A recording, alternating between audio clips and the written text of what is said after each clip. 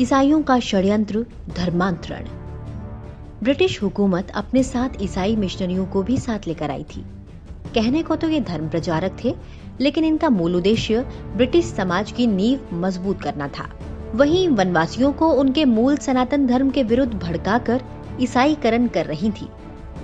बिरसा ने मुंडा के वनवासियों से ईसाईयत त्याग देने का आह्वान किया। उन्होंने कहा कि मिशनरियों की बढ़ती शक्ति को रोकने के लिए ईसाई धर्म का बहिष्कार किया जाना चाहिए।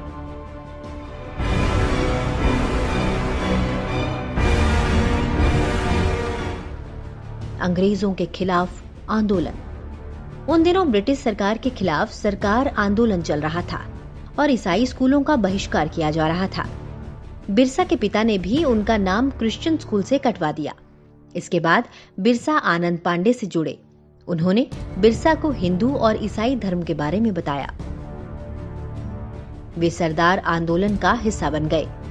बिरसा ने देखा कि अंग्रेजी वनवासियों की जमीन पर कब्जा कर उन्हें धर्म परिवर्तन के लिए मजबूर कर रहे हैं, तो उन्होंने अंग्रेजों की धर्मांतरण नीति का पुरजोर विरोध किया।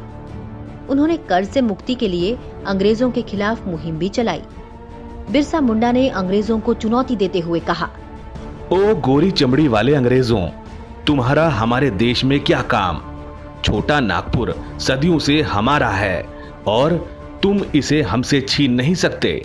इसलिए बेहतर है कि वापस अपने देश लौट जाओ, वरना लाशों के ढेर लगा दिए जाएंगे।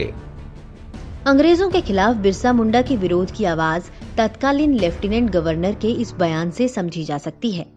जब तक बिरसा मुंडा कारावास में हैं, तब तक यह ना समझें कि सब कुछ शांत है। वास्तव में बिरसा को बंदी बनाकर सरकार बारूद के ऐसे ढेर पर बैठ गई है जिसे उसके संग्राम की एक चिंगारी पल भर में जलाकर भस्म कर देगी। यही नहीं, भगवान बिरसा मुंडा ने वनवासियों को तुलसी पूजा, गौ हत्या ना करने, रामायण महाभारत गीता का नित्य पाठ करने, मांसाहार छोड़ने व शुद्ध सात्विक जीवन जीने के लिए प्रेरित किया। भगवान बिरसा की रहस्यमयी मौत।